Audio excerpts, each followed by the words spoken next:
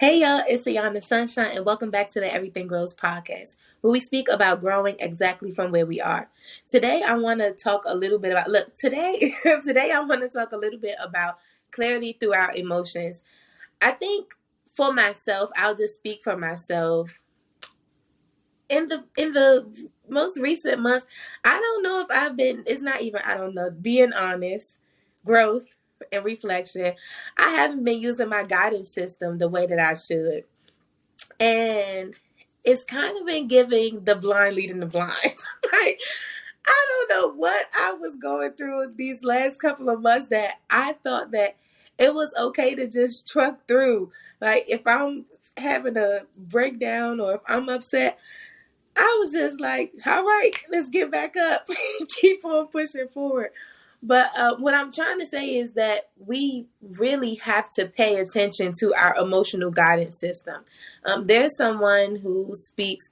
Her name is Esther Hicks, but she goes by Abraham Hicks because that's what her guidance is called. And she speaks about being on the path of least resistance. And that goes with going after things that make you happy. And that's what my idea was in the beginning of speaking about clarity through your emotions, is where you feel authentically whether you like something or not, whether it's a go or not. And we all know it, or we wait to the end once the problem has passed and be like, I already knew what I should have done. So I guess I say all that to say is that this conversation is just encouraging all of us to take those steps to follow those rockets. That's what she calls it, rockets of excitement.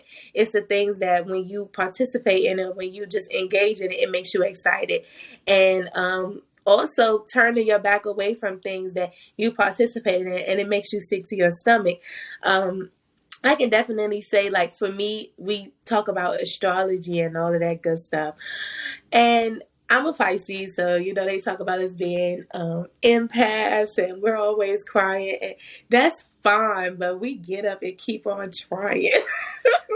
So that's something that I really like to hone into, that energy. And I think since I was young, I've always been told, like, stop crying, like you're crying too much. And even me getting older, sometimes my older sister, we talk about Scorpios, my older sister will be like, Ayanna, like, get your stuff together. Like, you got to get it together. But as I got older, my sister and also my mom and my family, and look, name dropping now, but my family eventually started to realize that they couldn't, I wouldn't say handle me in that way, because I also have a very, like, strong side of me. Like, I'm not a person that's going to get on camera and talk to y'all and share what I'm going through or what's going on if I don't have that kind of energy behind me. If we talking about astrology, I'm an Aries moon and a Virgo rising. I just gave y'all my top 3, but you don't know the rest, so you can't really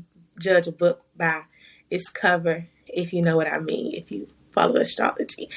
So yeah, so they had to understand eventually that they couldn't treat me the same way that they used to treat me, as in saying, like, you got to toughen up, because I'm not that kind of person to go after things anger first. I'm not an anger first kind of person. I'm a cry first, and maybe that cry is a little bit of anger, but again, following my emotional guidance to know that when I'm participating in something, or when I'm engaging in something and I don't like it and it makes me that upset and that frustrated. And we also talk about a not self thing. If we talk about human design, if anybody's interested in human design, we could talk about that moving forward. But human design, I am a manifesting generator, and that talks about me moving my energy mainly from the solar plexus. It's a lot of things, y'all.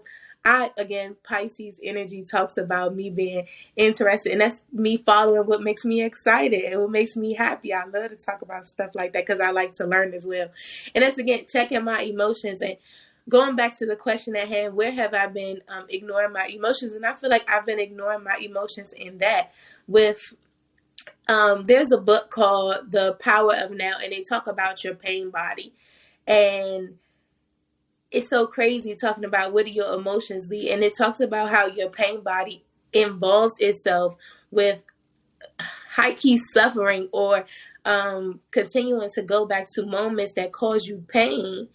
And that stuff freaked me out because it's true. Like, I'll say things that, make you emotional. If you're out here, if you're out here checking people's social media, that you used to deal with, or just out here involving yourself, or checking up on things, or I don't know, not friends with somebody and you checking on it. I'm telling my own business, but that is past me, and I'm moving forward now. Everything grows, and we're being honest here because we all do it. We all be a little nosy sometimes. What's going on?